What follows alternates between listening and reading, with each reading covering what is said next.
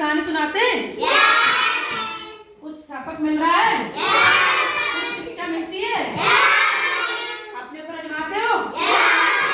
तो आज तुम्हें एक कहानी सुनाएंगे, एक राजा और उसकी 3 बेटियों की। राजा और उसकी 3 बेटियों।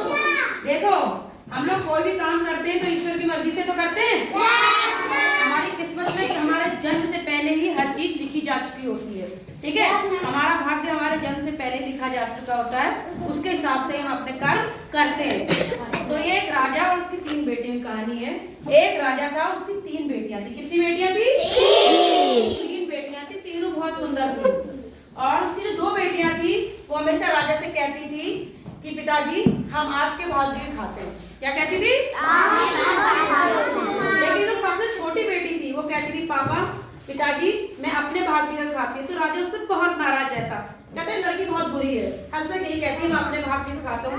ये दोनों बेटियां बहुत अच्छी हैं क्योंकि ये कहती हैं कि वो मेरे भाग का खाती हैं। तो राजा कहता ठीक है। अब तीनों लड़कियां बड़ी होती है, जवान होती है, तो राजा क्या करता है तीनों की शादी करने के लड़के ढूंढता है। अब जो तो बड़ी लड़कियां होती है हमेशा अपने पिताजी की तारीफ करती हैं और कहती हैं हम तुम्हारे भाग्य को खाते हैं। उनके लिए बढ़िया बढ़िया राजकुमार ढूंढते हैं। क्या ढूंढते हैं? सबसे बड़ी वाली होती है उसकी बहुत बड़े राजा से शादी कर देता है और वो खुशी खुशी अपने ससुराल चली जाती है। दूसरी भी बड़े राजा से, और तीसरी की शादी किससे करता है पता है? एक गरीब लकड़ी काटने वाले से। कहता है कि ये हमेशा कहती है मैं अपने भाग्य खाती हूँ, जाओ तुम लकड़हारे से शादी करो और जंगल में रहो। अब वो गरीब लकड़हारे एक जंगल में रहती है, वही अपना जीवन यापन करती है और दोनों लड़कियां मौत से रहती है राजा।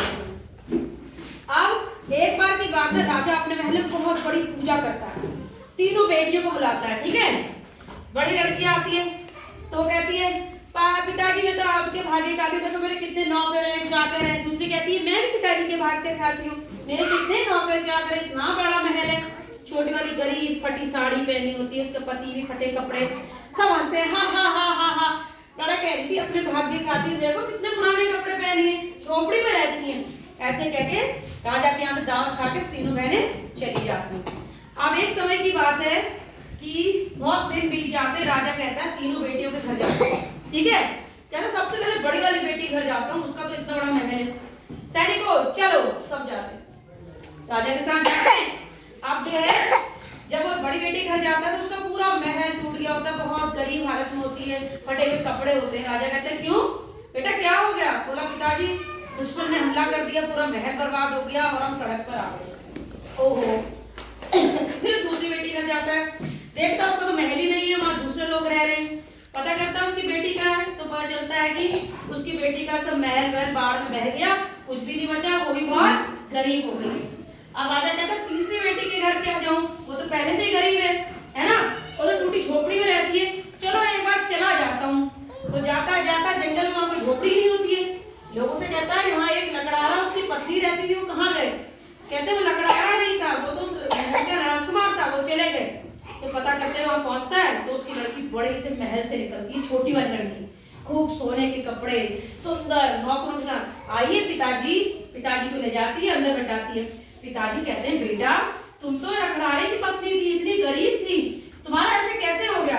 तभी वो लड़का भी निकल के आता है, कह रहे अरे तुम्हारा पति तो बहुत सुंदर राजकुमार है, इतने बड़े महल का। बोला हाँ पिताजी ये बहुत बड़े राजा के बेटे थे, लेकिन इनके पिताजी ने नाराज होकर इन्हें महल से निकाल दिया था, है ना। अब इनके पिताजी की नाराजगी दूर हो गई और हमें महल में बुला लिया, ये बहुत बड़े राजा के बेटे थे और देखो मैं भी रानी की तरह जीवन यापन कर रही हूँ। तो राजा बहुत दुखी होता है, बेटी से माफी मांगता है, कहते हैं बेटा तुम सही कहती थी कि हर कोई अपने भाग्य का खाता है, कोई भी किसी के भाग्य का नहीं खाता है, सबका अपना अपना भाग्य होता है। देखो तुम्हारी दोनों बहनें कितनी गरीब हो गई हैं और तुम, मैंने गरीब से शादी करी फिर भी इतनी अमीर हो गई और राजा की पत्नी निकली, मुझे माफ कर दो। इसीलिए बेटा कहा जाता है कि हर कोई आदमी अपने भाग्य का खाता है, अपनी किस्मत का खाता है, कोई भी किसी की किस्मत का नहीं खाता है। अच्छे काम करना चाहिए और अच्छे काम करके सबकी मदद करनी चाहिए। कैसी कहानी?